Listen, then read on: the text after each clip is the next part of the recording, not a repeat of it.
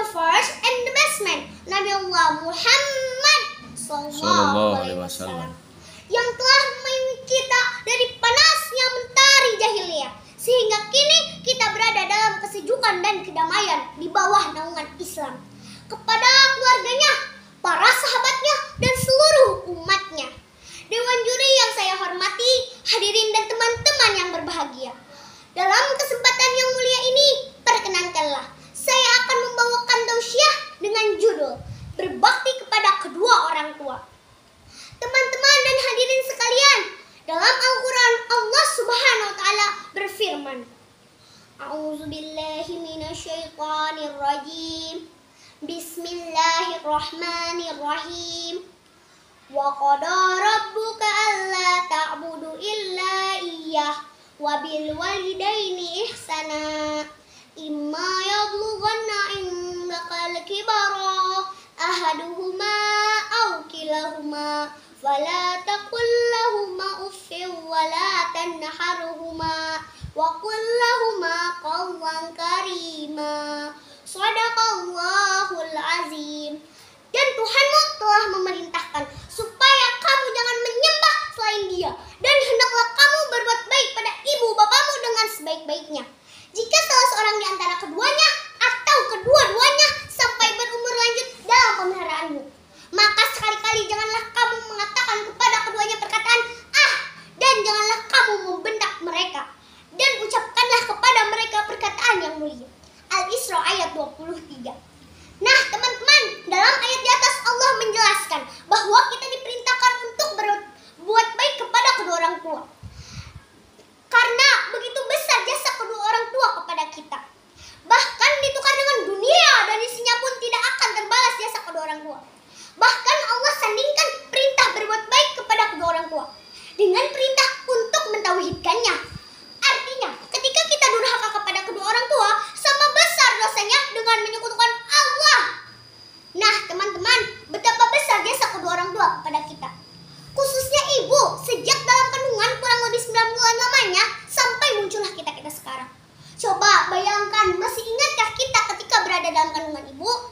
Dengan kondisi kandungan yang semakin besar dan berat, ibu membawa kita pergi kemana-mana.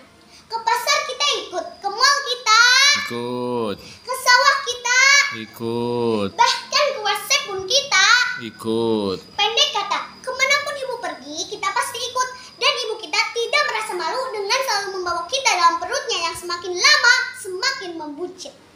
Tapi ibu kita tetap pede, bahkan merasa bangga.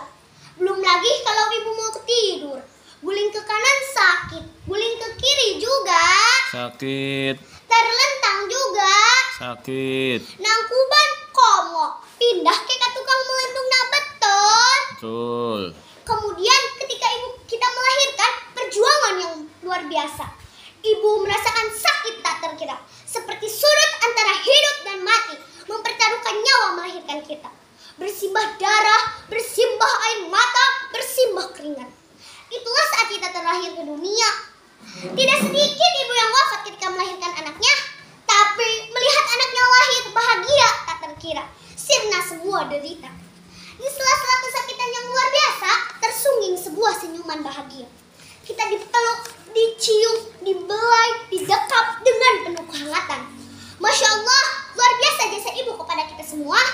Pantaslah kalau Nabi bersabda, Al-jannatu tahta aqdamil ummahat.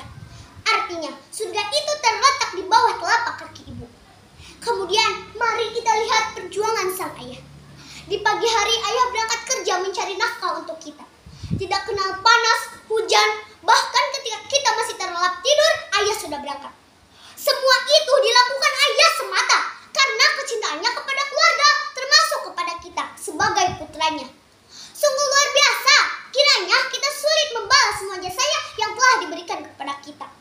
Tapi, apa balasan kita kepadanya? Sudahkah kita membuatnya bahagia atau justru malah sering menyakiti hatinya? Teman-teman, ingat yang disabdakan oleh Nabi kita. Ridwallahi fi ridwal walidain wa suhtullahi fi suhtil walidain. Keridhaan Allah tergantung ridhonya orang tua, kemurkaan Allah tergantung murkanya orang tua.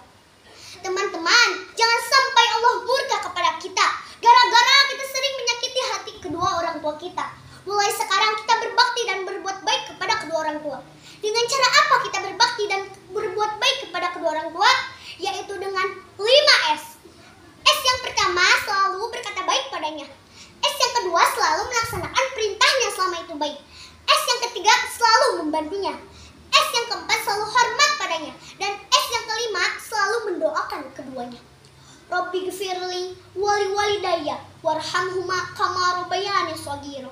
Artinya, ya Allah, ampunilah aku dan kedua orang tuaku. Sayangilah mereka seperti mereka telah menyayangiku semenjak aku kecil. Amin. Mungkin itu yang bisa saya sampaikan. Mudah-mudahan kita dijadikan anak yang saleh dan salihah, yang berbakti kepada kedua orang tua. Amin. Mohon maaf bila ada perkataan yang kurang berkenan di hati. Bila pedang lukai tubuh, masih ada harapan untuk sembuh. Tapi kalau lisan lukai hati, hendak kemana obat bicara? Beli kelapa dengan paku, oleh-oleh buah rambutan. Anak durhaka gak akan laku, anak salihah jadi rambutan. Buah tomat, buah petai, tamat oi. Coba angkat tangan kanannya semua. Coba sekali lagi, angkat tangan kanannya semua. Dadah. Wallahul muwaffiq ila aqwamit thoriq. Wassalamualaikum warahmatullahi wabarakatuh. Assalamualaikum warahmatullahi wabarakatuh.